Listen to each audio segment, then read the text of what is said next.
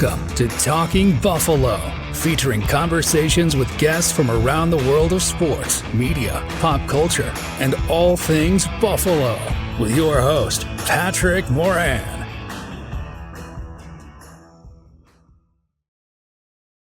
All right, what is going on, everybody? How you doing? Welcome to another episode of Talking Buffalo, your weekday daily driver for Buffalo sports talk and more.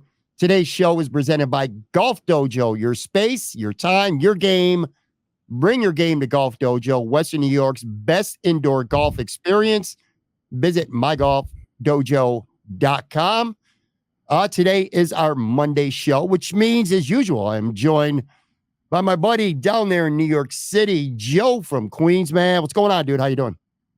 Doing well, man. Thanks for asking. So does this mean I can't make fun of golf anymore because our lead sponsor is a Golf Dojo? Yeah, you can't. I can't. This is No, I can't.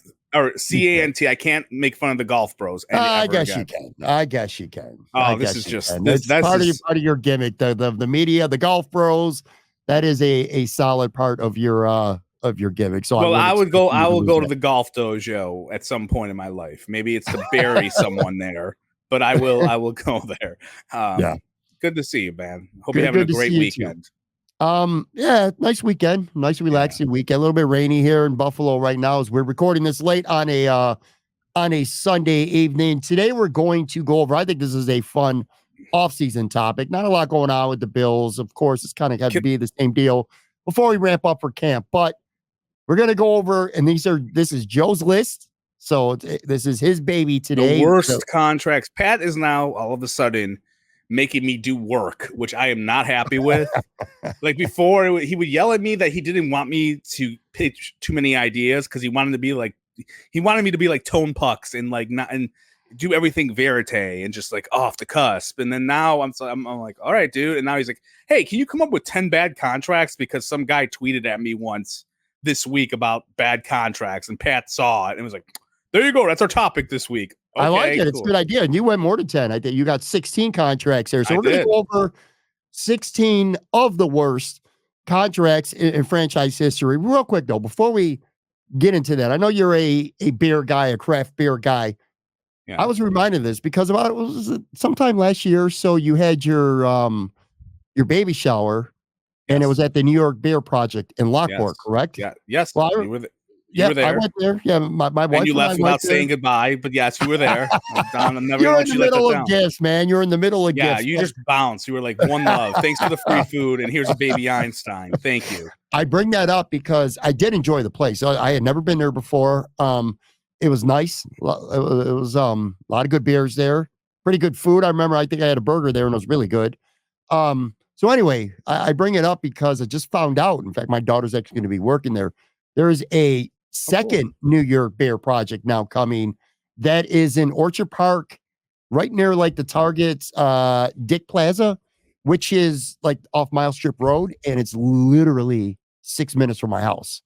That's so awesome. I'm excited about that. Like I remember leaving the New York Beer Project in Lockport, and I said, because I don't live anywhere near Lockport, I'm like, this is a really cool spot. I would probably come check this out a lot more if it wasn't in Lockport. But now, hopefully, it'll be built the same way. The same service, same everything. And another one coming to Orchard Park, just like 5-6 minutes away from my crib. I think you need to go there and network. And we need a beer sponsor. If we can have golf on here and pizza and wings, we should definitely get a beer because I can talk about that. And New York City Beer Project is pretty good. They actually have a location in Florida, too. I don't know if you knew that. But they have one down there. And Orchard Park, it seems like there's a lot of breweries popping up over in OP. I'm assuming it's because it's cheap out there in terms of land, etc.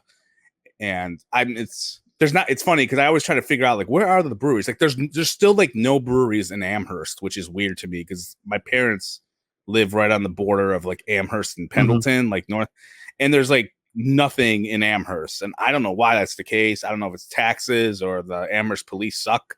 I have no idea, but like, this is like, okay, like spread the wealth a little bit. But yeah, it seems like I do dig their place. They have good food. So it seems like Buffalo is kind of every place that pops up now. It's more and more like brewery style places. The days of newer, fun dive bars are kind of going by the wayside a little bit. I mean, you still got your dive bars that have been around forever, your neighborhood dive bars, and they'll always be there. But yeah, more and more, it's just becoming nicer breweries, craft places, places with food. We gotta talk. enjoy those.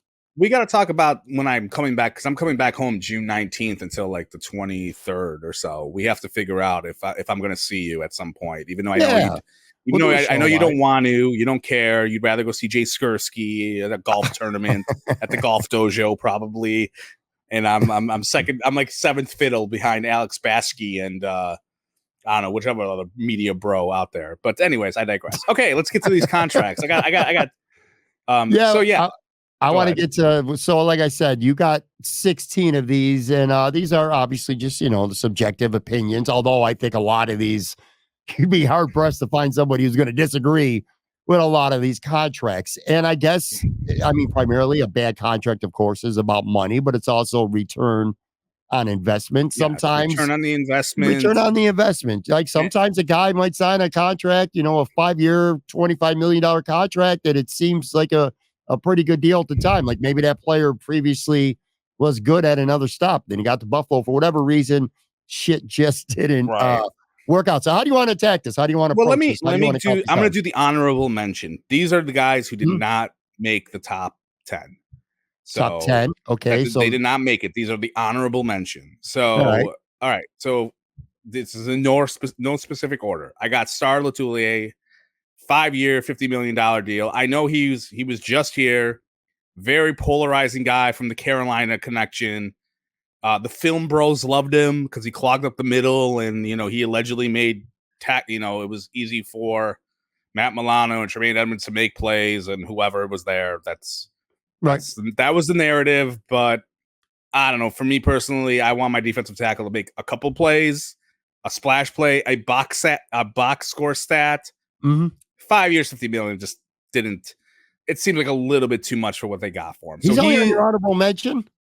Only my honorable. Yeah, he's not in my top 10. He's not in my top 10. Okay. And by the way, I know the names that you have. Yeah. Because I just wanted to know a little bit about, have some time to look up some of these players myself. But I do have no idea what your list or your countdown will consist of. Only honorable mention. All right, go ahead. Maybe I'll give you a couple comments afterwards. I got Percy Harvin. He's very close. He was a 1 year, if you guys remember, 1 year, $6 million deal back in 2014 or no, 15. The first year, Rex Ryan. That was your classic. And I hate this phrase because it is used 5 trillion times today in today's Bills Twitter X universe. It was a low risk, high reward signing, which it really wasn't because you were paying him like $6 million. Sure. And you have this thing called the cap, which as much as I like to think it's fake, it's not after this offseason we just had.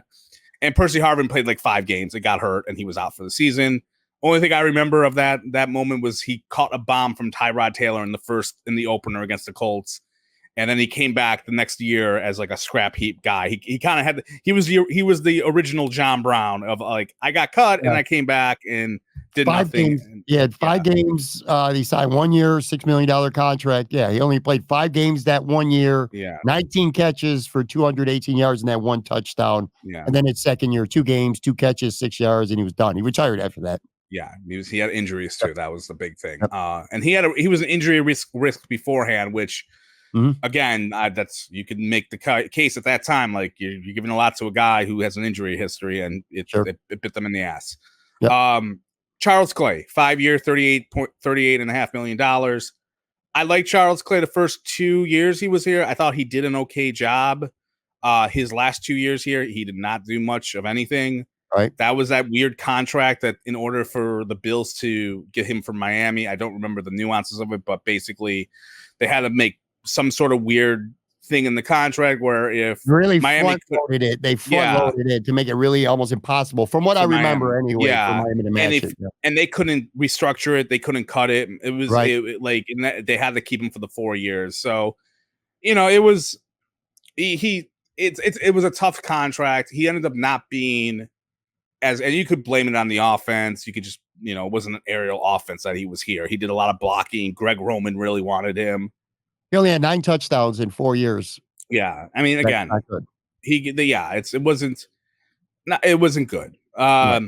Dwan Edwards, 4 years, $18 million.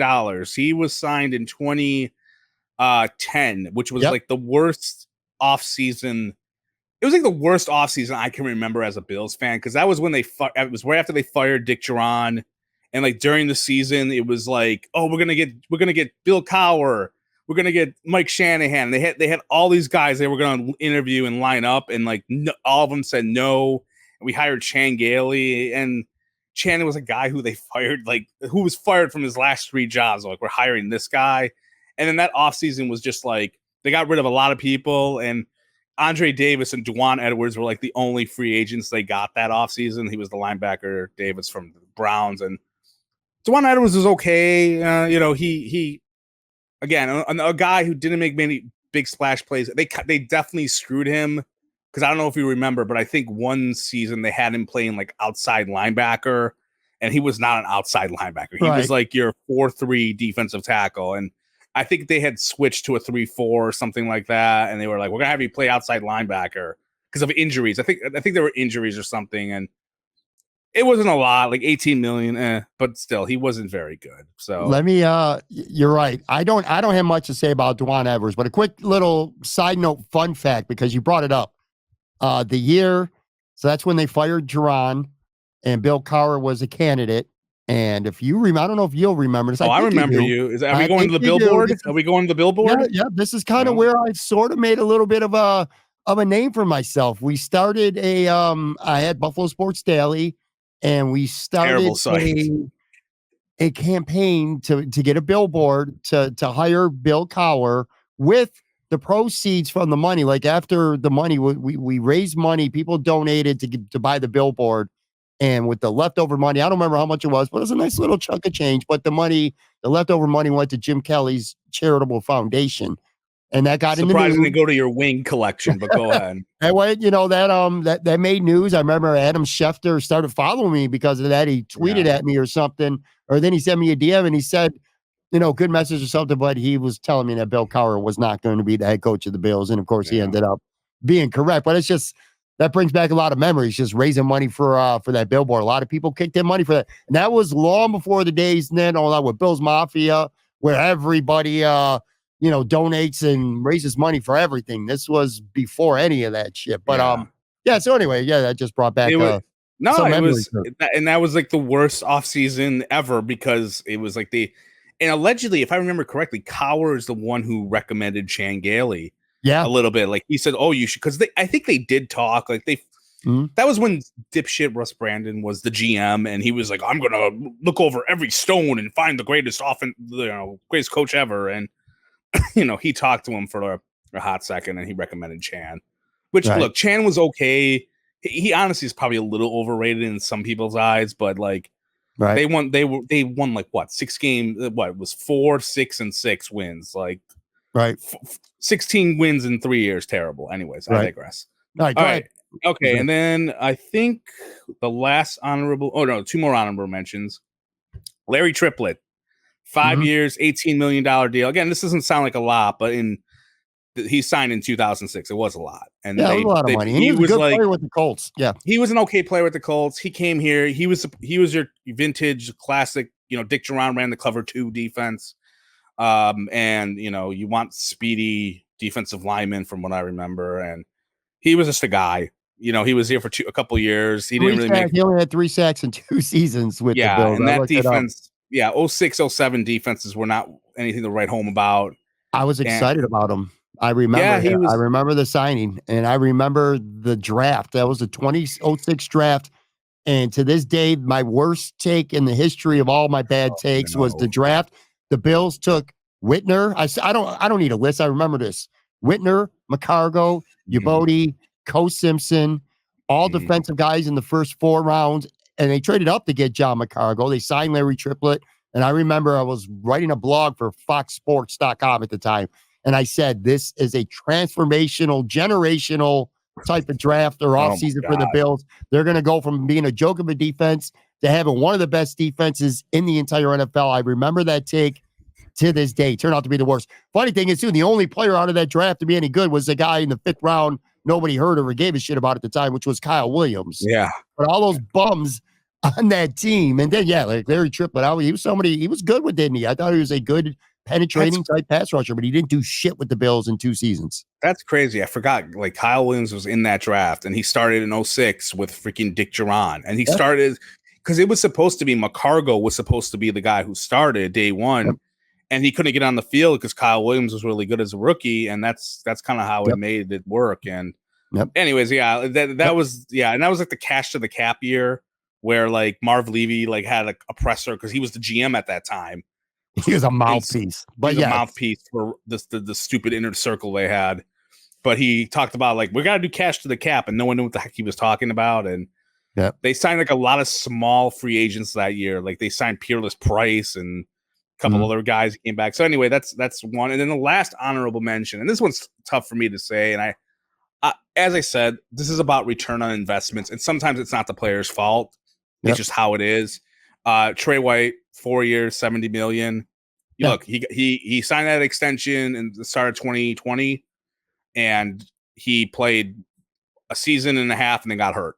And then he was out for most of the next season, came back, got hurt within a month. So he was worth it. It's obviously terrible. Like, screw, the hell with AstroTurf. You would sign that extension. You'd give him that extension 10 out of 10 times based on what he earned it. So I know where you're going with this, and you're right. But unfortunately, return on the investment, to your point, injuries. It just screwed it up, sadly. And, and I don't fault Brandon beyond that. Or anyway, it is what no one had that in mind, except they should have got rid of that turf because that turf screwed him in the Saints game, and it's stupid. That turf's garbage. So that's my number. Go ahead. I wanted to say one thing before you get into your top 10.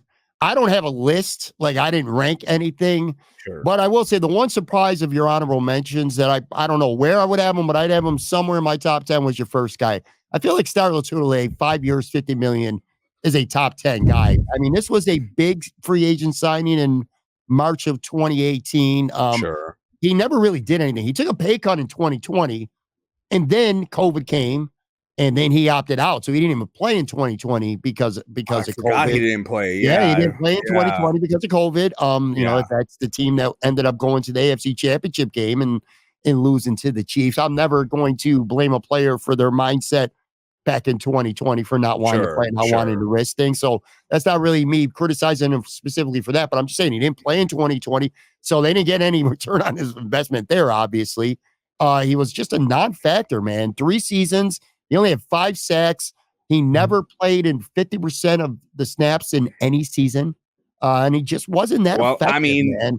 That's the Dick Duran. That's a Sean McDermott 10-man defensive line rotation of doom where everyone's fresh and that's it. And that's like, okay, great. I'm glad we keep fresh guys who make $50 million. And again, he didn't make $50 million, whatever. Like a lot of it's phony money a little bit here and there, but but still, I just remember him as being like the film bros loved him, and like the stat guys like you and I are like, well, why? And we still go through that every day on Bill's X. You know, Daquan Jones is the same type of player nowadays, but I mean, he puts up some sacks, puts up some numbers, but I mean, there's a case to be made that, you know, you could be an effective, really good player, especially at defensive tackle, not have good numbers, but I just didn't see him doing that job either. I didn't see him, you know, taking on 2-3 blockers and then opening things up. He was not a playmaker whatsoever. He just didn't do nothing, and he got cut after 2 years. So anyway,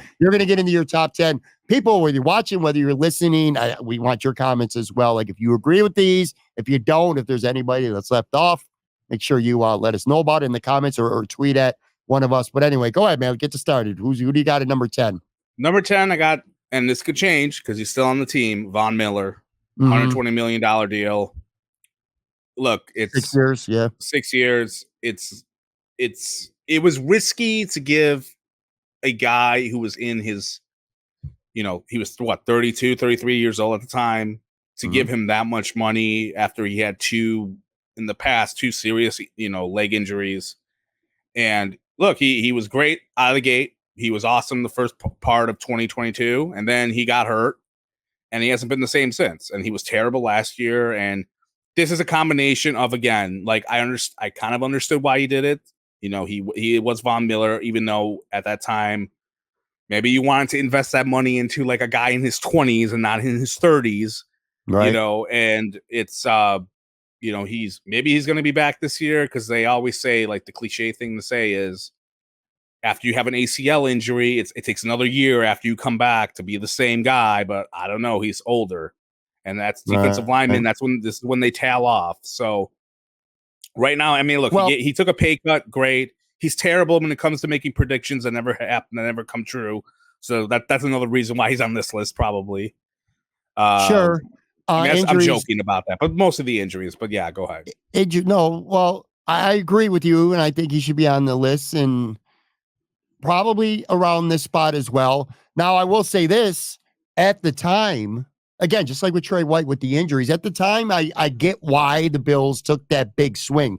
They had lost the 13-second game to the Chiefs, and beyond the 13 seconds at the end of the game, part of the reason why they couldn't beat the Chiefs were because they couldn't get the quarterback down. They wanted a killer pass rusher, and he was coming off a 13.5 sack season and a Super Bowl with the Rams, between the Rams, and he got traded midseason from Denver. Mm-hmm. But this was a guy who was 32 years old, but he had 13.5 sacks before they signed him.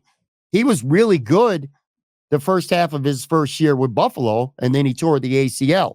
Now, since then, obviously, he missed the rest of 2022, and he was complete garbage in 2023. So if you're going on return on investment, even if you say forget 6 and 120, in reality, it was like 3 years and 70 million or whatever the hell it was. It's still an awful contract. Mm-hmm. And even if he's good this year, it's almost a guarantee they're going to cut him anyway after this season, because his contract is going to get even more ridiculous. So yeah, he's got to be on this list. But maybe if he doesn't get injured, the return on investment would have kept him off this list. You would have said he could make a lot of money, but he also was making an impact too. So would you say his contract is not as bad as Star's? Since you said like you would have put Star on this list, so obviously Vaughn is number 10. So do you think Star's contract's worse than Vaughn's? Yes, because I could blame the injury on Von Miller, not with it being such a bad contract right now, and it is an anchor on this team. Just imagine if they were able to cut Von Miller this offseason and save all that money. Just imagine him having $20 million or whatever they would have saved by cutting him right now. Mm-hmm. Maybe T. Higgins or Brandon Ayuk is a receiver, and you get your receiver of doom that you've been wishing for. Or they could have done a lot of things. Danielle Hunter, they could have done a million different things maybe if Von Miller wasn't anchoring it. But he's hurt. Star Lotulelei just didn't do anything. Right. So I probably would put Star maybe first. Anyway. Okay. Cool. All right. Number 9, Ryan Fitzpatrick. 6 years, $59 million. I was definitely wrong about Fitz at that time. Like, I was like, give this guy an extension, because I fell in love with him a little bit, like in terms of I remember like a stat I used to use where if you went through his last 20 starts, and I'm talking like the tail end of 2009 until the middle of 2011, like his numbers looked really good. Like it was like top 12 in that range of like yardage, touchdowns. And I think it was just like a desperation for me and probably the Bills, because they had that time period from 2006 to 2010 was like the worst ever for quarterback. They did not have a 300-yard game like for like 4 years. It was a disaster. Like they couldn't even, it was terrible. And this guy comes in, he's hot. Chan and him are connecting. Stevie Johnson and him are connecting. They go to 5-2. And I remember being like, you gotta send him. This guy's, I even said like he's a franchise quarterback, which I don't know what the hell I was thinking that year. Must have been drunk a lot. But I just thought his numbers, like if you looked them in a 20-game stretch, like I said, it was in that top 12 in the league. He signs the contract, and then like boom, he just hits a wall. Like he gets hurt against Washington. Like London Fletcher like bruises his ribs, and then like allegedly for the rest of the year he was playing with bad ribs, and that's when this whole season went from 5-2 to 6-10. It was a disaster. It was horrible. It's like the worst collapse I ever saw. It was terrible, and he was terrible. He was throwing picks, and his downfall was so sharp and quick and sudden. It felt like, because he was a bargain originally. The original contract he signed to join the Bills February 2009 was for 3 years, just 8.25 million, which he completely outplayed that contract. Yeah. And then to your point, he got the big deal and boop, downhill. Yeah, he just fell. I mean, look, in 2012, he wasn't. They needed him to be God in 2012. Like, if you looked at his numbers, I remember it was like 20. It's like something like 23 touchdowns, 13 interceptions. His interceptions went down. He had his occasional like 300-yard, 400-yard game, but like they needed him to be Superman because their defense that season was not very good. But yeah. And then they cut him. If you remember the whole Deadspin article where someone pranked Buddy Nix somehow, and they had Buddy Nix call the Buccaneers GM. Like, he thought they wanted to trade for him, and it was like a prank call. And the Bucs were like, "No, we don't want to trade for him." Do you remember that at all? I kind of do, dude. I'll give you credit for this too, by the way. Whether it's semi-recent or going back 10 to 15 years, your memory as it pertains, especially at least to the Buffalo Bills and football, is way better than mine. I forget about so much shit, but yeah, you're right. I remember that. Yeah, and then they cut him like right afterwards because I think they felt embarrassed. Like, they were gonna cut him, but they felt, I don't know if they felt embarrassed, but like they recorded the conversation with Buddy Nix and the Bucs GM, and it was kind of interesting because when you think about it, man, they probably were better off keeping him and having him mentor EJ, because the next season it ended up being Kevin Kolb. Killed Kevin Cobb's career, he slipped or whatever, and and they didn't have a veteran behind him. They had freaking Thad Lewis and Jeff Toole, and then whatever. But like, yeah, Fitz was that was definitely something I was wrong about. Like I was like, they got to give him this extension, and I think I was young and optimistic at one point, and now 2011 and in 2012 combined, only a 12-22 record he had as quarterback, 48 touchdowns, but he threw 39 interceptions. Right. 2011, he led the NFL, 23 interceptions. Bro, he threw 24 touchdowns and 23 interceptions. What a wild, crazy, inconsistent season that he was. Had.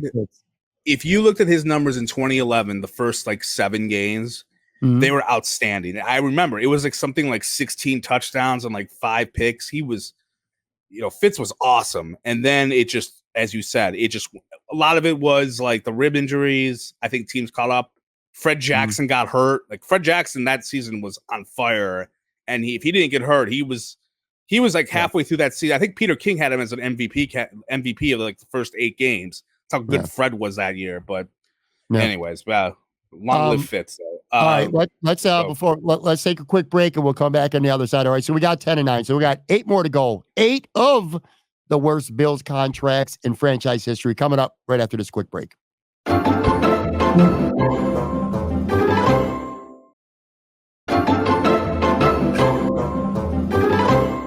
All right, we are back and we're discussing the worst contracts in Buffalo Bills franchise history. You gave us 6 honorable mentions. You started to count down. Vaughn at 10, Fitz at 9. Let's proceed, man. Who you got? All right, so number 8 we're at. I have Marcus Stroud's extension, and that was when he got an extension in 2009. Basically, they reworked his deal, so it became a 4-year, $29 million extension. For those who don't remember, Stroud was he was actually one of Russ Brandon's first trades, even though Russ lied afterwards and said, "I had nothing to do with any of this. I was just there." And and the Bills believed him. But anyways, I digress. They traded Jacksonville, traded him to Buffalo for a 3rd and the 5th rounder. Stroud was a Pro Bowler there.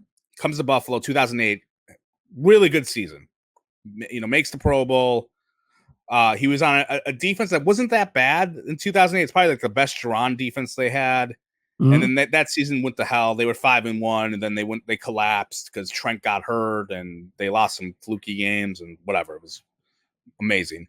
But anyways, it was one of those typical, like, I played really well so I can get a contract extension, and then when he got it, he just sucked afterwards. Right. And he was terrible in 2009. That was when the defense just died in 2009. That was the TO year. They were horrible against the run. He wasn't very good. He definitely died down. Then the next year he was still here, and they went to a 3-4 defense, and they were having him play nose tackle, which he's not a nose tackle. He's like picture having Ed Oliver be nose tackle on a 3-4. That's what Stroud was. It did not work. And right. Yeah, that was a bad extension. That was kind of in the same vein Sure. as the Fitzpatrick one a little bit, but like, yeah, he wasn't very good on that next extension. And yeah, I agree. They gave him a lot. Yep. None there. I got none there. I think you said it all there. Go ahead. What do you got? All right, then number what am I? 7? Yes. Yep. 7. I hated this dude. I hated him. I'm so glad Cover One or the Film Bros weren't around then, because they would have loved him. They would have found something to like about him. Chris freaking Kelsey. Hated him. Hated him. I could not stand that dude. I remember that. You would bitch about him all the time on your blog. I remember that. He got 2 years. He got 2 extensions. The first one he got after his like 3rd or 4th year. Yeah. 4 years, $23 million, which I remember at that time I was like, that's a lot. This dude has not done anything. Sure. And then like he was just like, it was one of those things like I'll give him a little bit of rope, a little bit, or whatever we want to call it. At this time, the Bills were very frugal, and they did not pay anyone, really. Yeah. They were not like how they are now against the cap. They were very picky. So when they gave someone an extension, it was like, whoa, like this is big. Like, and they didn't give a lot of people extensions, and this guy gets it. So after the first one, I'm like, why are they giving this guy an extension? He doesn't really do much. Then, like, I always remember, I think he signed a new extension probably around 2009 or 10, the second one.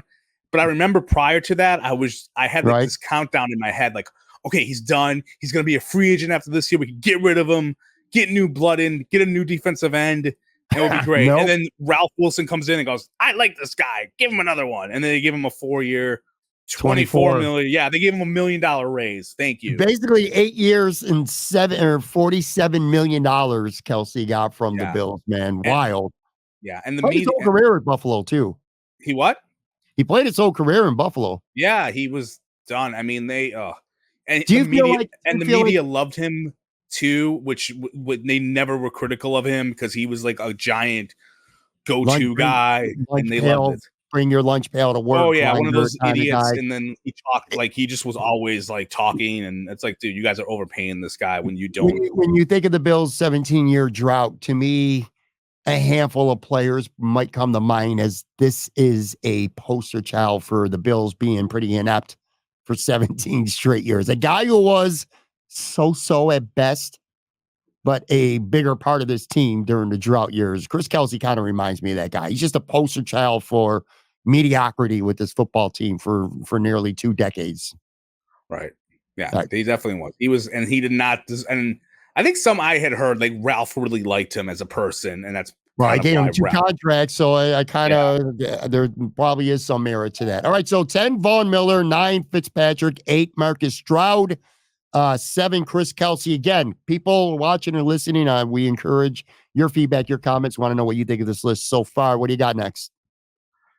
I got the original 5 for 25, Rob Johnson. Rob Johnson's on here, and I mean, look, that was probably one of the like worst contracts and worst trades, and not all of it's his fault. Like part of it was the Johnson Flutie dilemma, and he lost his job because of injury and because Flutie became the man. But when you think about it, they gave that guy 20, and this is the time. This is the sign of the times, because this would never happen in today's NFL, where you trade for a guy who literally, started 2 games, and you give him a completely new contract, and like that's what they did. Like he started like 2-3 games in Jacksonville, and they gave him like 5 for 25, and it was like, here you go, man, and it was a bad deal. The whole thing on Rob Johnson was he would get hurt all the time. He took a lot of sacks. Mm-hmm. He just was robo sack, and there'd be games that he showed it to you, like, oh man, he looks good, and there is a big what if. Like, what if Doug Flutie never came here? Because Doug Flutie was supposed to be a backup. He wasn't supposed to compete. Like, he was supposed to be here, and that was it. Like, what if they stuck with him? Because they kept taking him in and out, and then when they finally gave him like his entire team, like, here you go, we got rid of Flutie, the team's yours. That was 2001, and that team was horrible under Greg Williams. They had just purged everyone. It was a disaster roster. He broke his collarbone. He was done. Yeah. But that was a terrible contract. 26. He had 26 starts over 4 years with the Bills, 9-17 record, 27 touchdowns, 17 picks. What I remember most about him, well, I remember a lot about him, but one of the things, dude just loved taking sacks. 110 sacks he took in his 4 years with the Bills. You know what kind of pissed me off about him too, that I always thought was unfair? It's just the way the world works though with football. Dude sucked, got paid, and he won a ring. Like he left, he ended up winning a Super Bowl ring. Guys like, Jim and Thurman and Andre and Bruce, all these guys, these Hall of Famers, all these years, they never get a ring. A guy like Rob Johnson didn't play, didn't really do much to get it, but whatever. A Super Bowl ring is a Super Bowl ring, and Rob Johnson has one. I don't know why that bothered me about him, but it just always did. I'll give you this, though, too. Good dude. Like, I don't know. I know you're a fan of Go Long, and Tyler Dunn's had him on his podcast before, and I thought it was a really No, I asked questions on that podcast because he had his happy hour people. It's Zoom happy hours. But anyway, he won the Super Bowl. He was a polarizing figure. Yeah, he won the Super Bowl ring with Tampa in 2002, the year after. I don't know if I would agree. I don't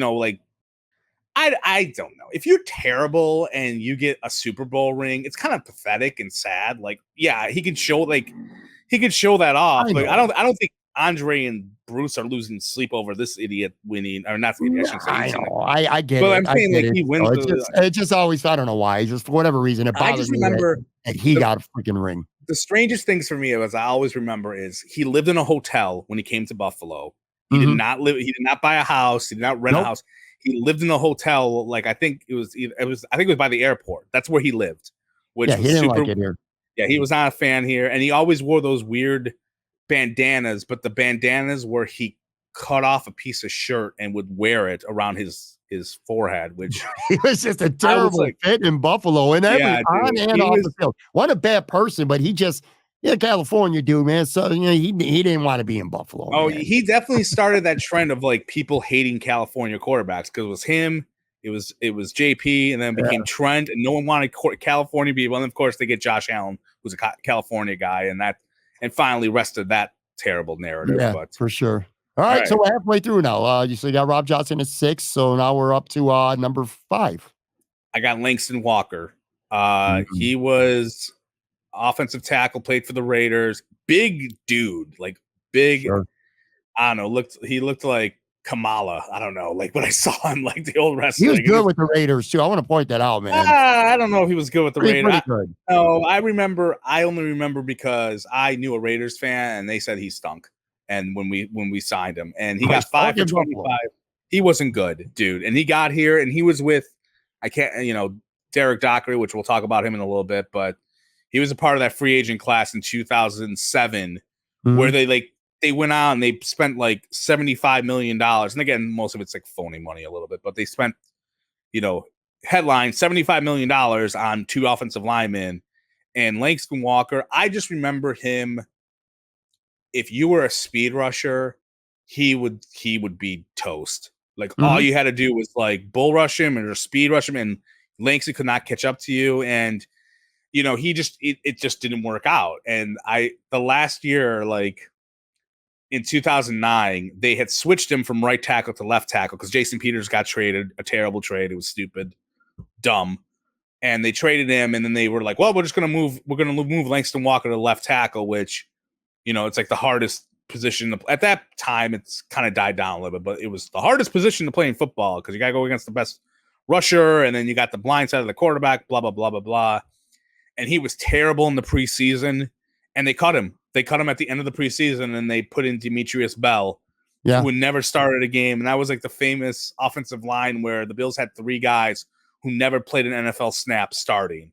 Do you remember this shit off the top of your head? Or are you researching all this stuff? No, I remember. You bring up stuff, and I don't remember. You're right. I mean, I remember, but I remember that more. It's sad. It's sad. You're dialed in during those. I couldn't remember anything happened yesterday, but that's same. I don't know. It's in my brain. I would be great on a Bills trivia contest. But anyways, but Langston Walker, 5 years, 25 million, 2 years with the team. That was it. Yeah, that was I will say this though, he did have a awesome video. This is the infancy of Bills.com where he was an interviewer. and they would have 68 seconds with Langston Walker, and he would just interview random people. And like he used to interview, I remember he interviewed Jabbar Hamden and and Marshawn Lynch, and they swam in a pool, I think, and like raced each other or something. But he did 68 seconds with Langston. It was like a quick thing, and he was really good. Like he was a good talker. He was just wasn't a good football player, but yeah, he was a guy, and he went back to Oakland afterwards, and that was it. And he traveled a lot. I kind of remember that he used to travel. Anyways, all right, so we're halfway through. Let me run it down again here to keep it track. Number 10, Von Miller. 9, Fitzmagic. Number 8, Marcus Stroud. 7, Chris Kelsey. 6, Rob Johnson, of course, and 5, Langston Walker. All right, here we go. All right, number 4 might be a bit of maybe a surprise, but number 4, Derrick Dockey. I have him at 7 years. He got the 7 years, $49 million deal. He was a part of the Langston Walker aging class that the great Marv Levy allegedly signed with John Guy. Russ Brandon might have been a part of that. I don't even know at this point. Or Dick Geron pulled the tag. Ralph's widow, who knows? But yes, he was there. Former Washington player. I'll say this about Dockey. I thought he was okay here. He just wasn't up to the billing of that contract. Like he was a better player than Langston Walker. Sure. But again, this was a time when the Bills were not spending a lot of money. And it was like when a guy got that big, like you think about the Bills today, or even like, I know it's not as, think about the Bills last year.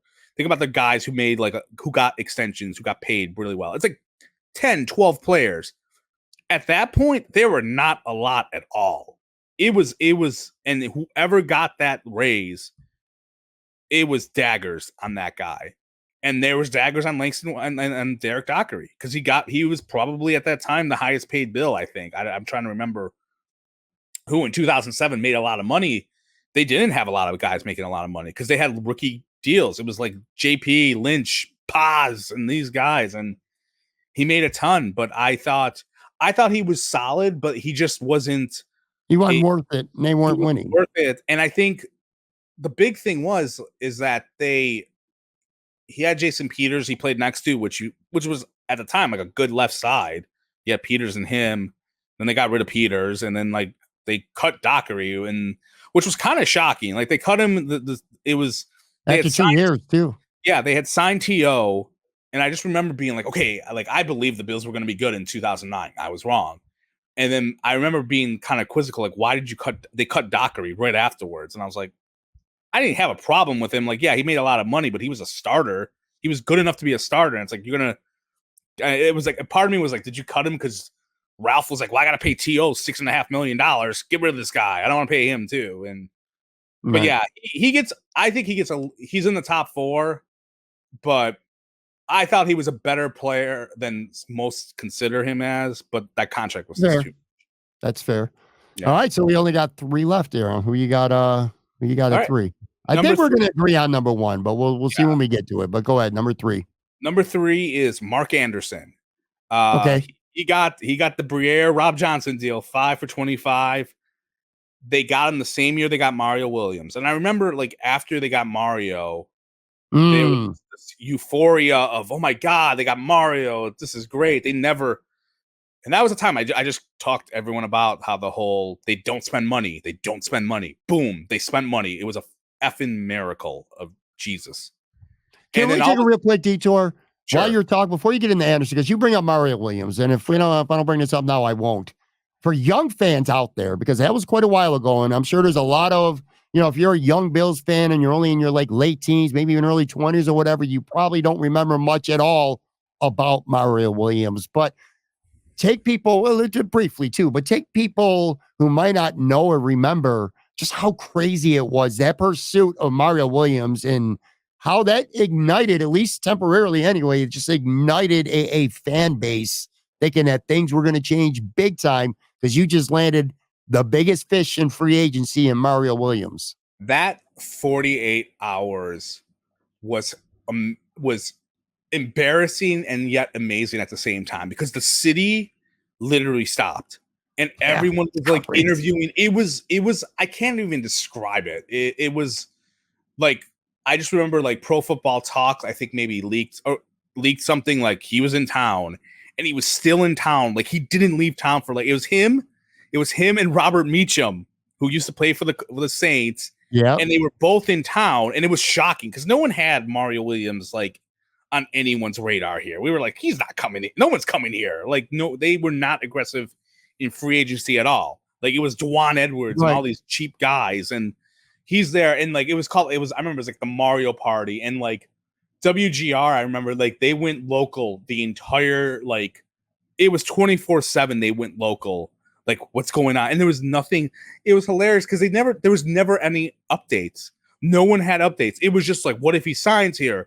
And then everyone was being weird and like, does he like the hotels here? Because it was right after the stupid Brady throwaway line of hotels and that everyone lost their shit over, which was embarrassing. But like, it was like a party. And then I just remember like I was glued to Twitter that entire day. Like, what's happening? Because you were ready for your blog. I was waiting for my blog, and it was like, is he coming here? Is he coming here? That's going to be great. And he signed here.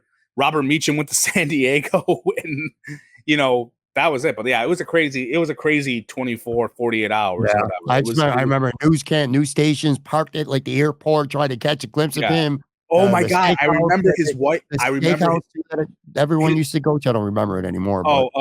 Not Chop House, Torpedoes or Turley. I don't know. But I do remember people getting tape of him. They stopped doing this, thank God. But they used to give wings to players when they got here off the airport. Like they were coming to sign. And they stopped doing it. I haven't seen it viral, which I hope no one gets an idea to do that. Don't. You're a dork. But they would give him like cold wings. And I remember his wife came later, or his fiance at the time, because that was his fiance.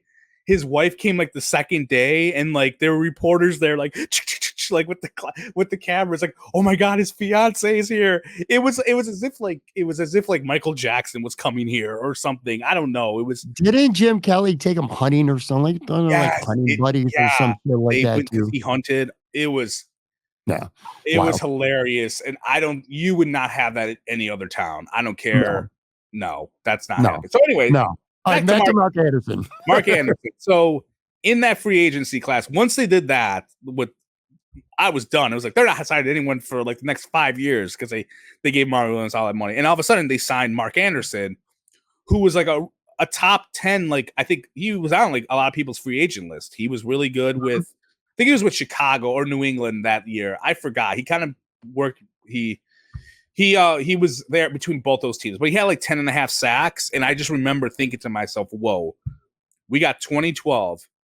Yeah. We got this defensive line of we're gonna have Kyle Williams, we're gonna have Marcel Dareus, we're gonna have Mark Anderson and Mario Williams on the edge. I'm like, and they got Dave Wanstead back, and Dave Wanstead's got the Super Bowl rings and the aggressive defense from Miami, and like they're gonna have like they're just gonna kill the quarterback. It's gonna be you can't double anyone. You can't double anyone. I looked it up while you were talking to. He had 10 sacks with the Patriots the season before 2011. Yeah. So yeah, he was a double-digit sack guy. He was the secondary guy with Mario, but yeah, sure. Yeah. And they were gonna set records. I could see it. Like this is the no rotation. It's just these four guys. I think Chris Kelsey was still on the team. He was like their fifth guy, and I was like, even though I hate Chris Kelsey, I could have him as the fifth defensive lineman. Great. And of course, Anderson played like I think he had one okay game against like the Chiefs, if I remember, and then he was terrible. And he got hurt like his fifth game in the season, out for the year, and then they cut him, which was that was it. Okay, one and done. One and done. And that 2012 year, man, I will tell you, there's like 3 or 4 years during the drought where I was optimistic, and I was like, they're gonna win. Droughts are gonna end. That 2012 season with Mario Williams, that was one of those years where I was like, all right. Because the 2011 team, the defense was terrible. Like they were relying on Sean Merriman, Dwan Edwards, and it's terrible. Yeah. And I was like, all right, this is it. We got this top tier defensive lineman. We're going to kill everyone. I was thinking about the Giants, like Super Bowl when they killed Brady. And that's what I kept thinking. And it was the worst. Dave Wanstead was terrible. It was the most basic Tecmo Super Bowl 1992 defense you ever saw. It was awful. And that was, and then the next year was better because they had Mike Pettin. But anyways, yes, but Mark Anderson, he's number 3. So I only got 2 left here. Who's at number 2? All right. So these two guys, are a little bit the same. Where I don't blame the Bills for giving them extensions because at the time they had earned it. They earned it. Number two, Cordy Glenn. They big offensive lineman they drafted in 2012, I think it was, and he started as a rookie right away. He was great, and he got a 5-year, $65 million extension. I didn't look this up. I think it was 2015. It was Rex's second year. 2016 is when he got it. Second year. Yep. And it was fine. Like, okay, great. They franchise tagged him, I believe, if I remember correctly. And he deserved it. And no one really had an issue with it. Like, no one was like, oh, no, he doesn't deserve it. It was like, great, let's do it. He gets it. And all I remember, like, I don't recall him struggling in 2016 all that much. Like, I don't recall. Because that was Rex's last year. They ran the offense, I thought was good for what they were. They ran the ball really well.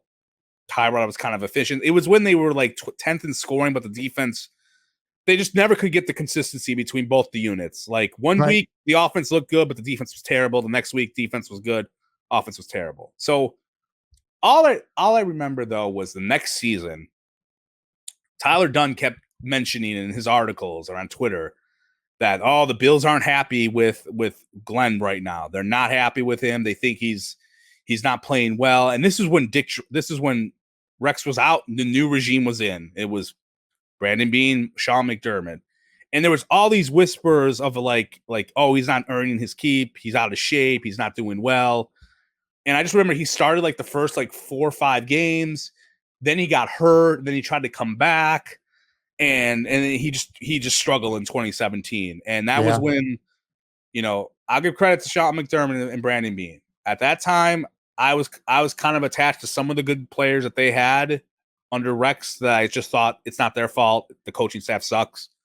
Glenn was one of those guys where I was like, hey, he just had a bad year, but he got traded and he was a part of the Josh Allen trying to trade down with the Bengals and like all. I don't remember what the nuances of that deal, but I do. Go for it. And which, by the way, I mean, this is a good selection.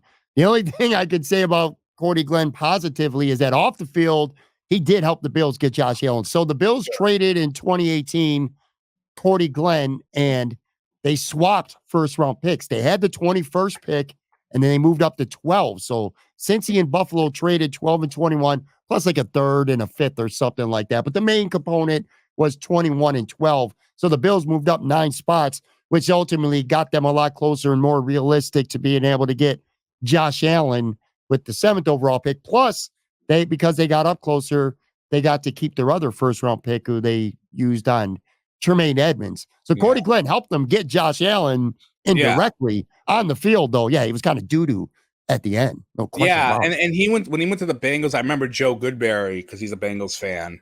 Mm-hmm. He talked smack how bad he was with the Bengals. Like, he wasn't good. Like, it was over for him. So I don't know, like, if it was injuries or whatever, but he was a very good player and he deserved that contract, and it just didn't work out. Like, I think a big part of it was, when you were a Bills fan in 2017 and when they took over McBean, they did not like anyone that the previous regime had, unless you were like a veteran, like Kyle Williams, they liked. But a lot of the higher play guys or highly like Watkins, Darby, they were like, you got to go. So I like the way that you that you're also saying in some of these cases, at least, that it's easy to have the power of hindsight afterwards, because at the time, Cordy Glenn felt like a reasonable extension. At the time, Trey White felt like a good contract. Like, you would go back in time. Would you do it again? Yes, if you didn't know how it was going to turn out, because they had earned it to that time. Anyway, all right, so we're down to the final one. So we got Von Miller at 10, Ryan Fitzpatrick at 8, Fitzpatrick at 9, Marcus Stroud at 8, Chris Kelsey at 7, Rob Johnson at 6, Langston Walker 5, Derrick Dockey 4, Mark Anderson 3, Cordy Glenn 2, and number 1 on your list, the worst Bills contract ever is... It's got to be Marcel Dareus, unfortunately. He 6 years, $108 million. He deserved it. He was one of those. He's one of the best early in his career at the position. He was a guy prior to the contract. He got a lot of shit from your boy Sullivan all the time. Like Sully hated him. I don't know why. I forgot. I think because he drag raced once and he was very annoyed by that. And I don't know. He just didn't like him. And I kind of was like, shut up, dude. He's good. And he was. He struggled a little bit his first couple years. I thought mostly because he was in like a bad system. Like it was 2011, I think his first year. That's when they had George Edwards and they were like a 3-4 defense and they had him playing nose tackle. And it's like, he's not really a nose tackle. Then like 12, they had the Wanstead year, which was a disaster. Then he came into his own when they got Pettin and then like Schwartz in 2013-14. He was awesome. He had like, I think 10 sacks each year. He was dominant. And like, that's why they had like, when he got drafted, I remember, you probably remember this too. Like the top pick was definitely going to be Cam Newton. Yeah. And then the second pick for the entire offseason, it was going to be Dareus. And the biggest debate for the Bills, who were third at that time, was, do they go after Von Miller? Do they go after AJ Green? Do they go after Patrick Peterson? That was like, I remember that. It was, everyone was like, it's Dareus number 2. And then like, I think the day before the draft, it got leaked that Denver's going for Von Miller. And I remember being like, this is awesome. Like, fine, great. We got Dareus, who everyone was like, he's the second best player in the draft. The other guys were kind of a tier under him. Great, get him. Awesome. I was thrilled. That was when I used to research the draft and care. Now I just stopped because it's all bullshit at the end of the day. But and it was because Dareus ended up not being the best player out of that top 7. He wasn't, like if the Bills had AJ Green or Patrick Peterson or JJ Watt was in there, like it would have been probably a better fortune for them. But, Dareus comes in, he's awesome. He gets I remember him complaining because he got the deal, I believe, prior to the 2015 season. Like he got it in the preseason. I think he got in the preseason when with Rex Ryan was there. It was the first year with Rex. Yeah. And I remember he said I remember he had a comment after a preseason game where he kind of felt insulted that they didn't give him a contract extension. And I remember your boy Sully was like ripping him and going, "Oh, how ungrateful." It's like, dude, it's like he should get a contract extension. Like he deserves it. So shut up. But hey, guess what? He signed this contract extension. He had the 2 years with Rex. Rex destroyed a great defense. I will go to the grave and say he destroyed that front 4, which had like 1 billion sacks the year before. Yeah, he made him into a 3-4 defense. Well, they got here. The thing was, and this is where Mike Pennon was like the biggest fooled everyone, because Mike Pennon was, if you remember, he was Rex's defensive coordinator with the Jets. So I just assumed, he's going to bring in Mike Pennon's defense or whatever, because that's what was going to happen. And it wasn't that at all. It was like a complex defense. It was like they weren't rushing everyone. Everyone stunk. Like everyone. They were the only guy who prospered on the front 4 or 7, we can go here, was Lorenzo Alexander. He was the only guy that prospered under Rex on that front 7. Everyone else, all their sacks went downhill, all of them. And I blame that on, and that's where I stuck up for Dareus a lot, because I was like, this is why he's not good, or he's not playing as well, because he's in this stupid system. You can't blame it all. And everyone was blaming him. Like Jerry Hughes kind of got a pass, and stuff from like fans and a lot of the mainstreamers, like I mentioned before, like they kept dogging him instead of dogging, like, why aren't you dogging Kyle Williams, who doesn't have as many sacks or plays as he did before? Why aren't you dogging Jerry Hughes, who went from like 12 sacks to all of a sudden he's down to 2? Why aren't you dogging these guys? And that's where I was at, because I was like, it's no way this is on Dareus. And then Sean McDermott comes in and goodbye 3-4, awesome, peace.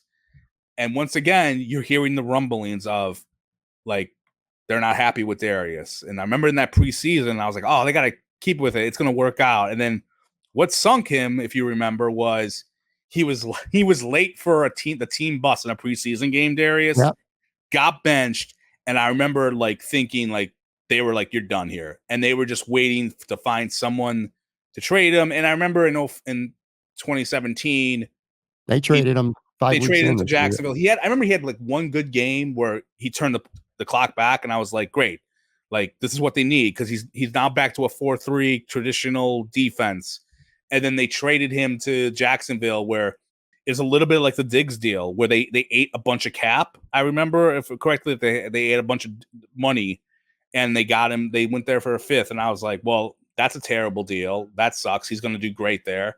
He didn't do dick. He went there, and then he was out of the league the next year after that, and that was it. So I was wrong. I don't know if everything, like, I think injuries caught up to him, and I'll admit, look, he probably got lazy. I remember once Doug Whaley was on a happy hour with Tyler Dunn, and it got asked to him what happened to Darius after he signed that contract, because he was the GM that gave it to him. He basically said he got lazy. He got paid and didn't care anymore. And that's it. And I was wrong. Hey, put that on me. I was wrong. I mean, even though your boy Sully was a dick about it because he was a dick all the time. But it was a bad contract. It killed them. They got out of it at the right time, obviously. I will always say, though, I do think Rex Ryan did not help that guy's career a lot. I'm sure. But it was a bad deal. Hey, it was at the time, it was the most expensive, or no, it wasn't the most. Mario still had that deal when he got the extension, but it was like the biggest extension within, player, because Mario Williams, I think, was the highest paid guy, and Darius was second. Yeah, so, a couple other side notes with Marcel too. That trade that you referenced, the 5th round pick, could have been a great pick for the Bills. It turned out they picked a great player, Wyatt Teller, but the Bills gave up on him too quick and traded him to Cleveland, and he went on to become a Pro Bowl guard. Marcel Dareus only had 6 sacks since he signed that contract or the extension over that next 2 years. And then one other thing too, you've got to mention, he was suspended for 4 games in 2016 for the substance abuse policy. I thought it was because of the drag racing, but I don't remember. I know he got in trouble. I remember he got arrested because it happened like. Well, he got suspended. I know that for sure. I do remember that now that you mentioned that, because I remember he got in trouble twice in like a week. Like he got in trouble when he raced with Jerry Hughes down the street, and like they crashed into the Chinese buffet, and then something happened like a week later, and I forgot what happened. But yeah, look, he was a knucklehead. I, being the idiot who always sticks up for players over management, I was like, boys will be boys. Yeah, definitely one of those. Like, I probably should have been a little bit more, on him. But I thought it was Rex Ryan ruined everything. That's all I gotta say. I would say, looking back at your list, and before we get out of here, I got a question for you. Something current. I'm going to put you on the spot with. But before that, again, this was your list, your countdown. I very largely agree with it. Marcel Dareus absolutely is number 1 on my list as well. I don't think there was anything egregious whatsoever with like your rankings. Maybe I would probably, like, if it was my list, maybe I would take Stroud and Kelsey off, maybe, and I would put on who were a couple of your honorable mentions? I know 1 or 2. Star Lotulelei would definitely be on my list. He'd be on my top 10, and maybe Charles Clay, just because, man, they gave him a lot of money at that time. But again, and maybe I'd have Von Miller, like you had him 10. Maybe I'd have him actually a little bit higher just because of the absurd money he got. Again, injury sucks. Maybe he wouldn't be on this list at all were it not for the injury. If we did this a year from now and he goes and has 12 sacks, maybe he gets himself off this list. Yeah, and he's off the list. Yeah, I'll right. Or maybe he does, or maybe he's the same shit player he was last year, and we do this a year from now, and now all of a sudden he's in your top 3.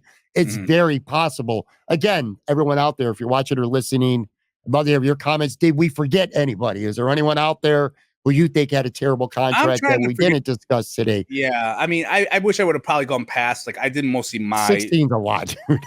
Yeah, but it's a lot. I'm ignoring 1970 to 1990. Sure. Yeah, and it was a different era. They weren't free agency. Like a $2 million contract for a guy in the early 80s who sucked would probably make this list. But anyway, that's a good list. Before we go, I want to ask you a question. Who is in danger if we're doing this 5 years from now? Okay, who on the Buffalo Bills? And I just thought of this as the show was going on. Who on this team right now do you think could be in danger 5 years from now if we were to do this same type of show of being the next guy he gets a terrible contract. Like a player on the team, he might not have that contract right now. He might get it this year or next year, a year and a half, 2 years down the road. But maybe 5 to 7 years from now, we're doing this show. Does anybody pop off in your mind as a candidate where this might be the next current Bill to get a terrible contract? I will tell you a current one, and then I'll have to think about who could get one. If he has a bad year, I got two. But go ahead. Yeah, one of yours. If he has a bad year this year, Dawson Knox is on this list. He goes on to this top 10 list, in my opinion. Very fair. Okay. I think he goes if he has a bad, because like he's one okay year, one terrible year. If he's terrible again, you're on the list, buddy. As Chris Jericho used to say.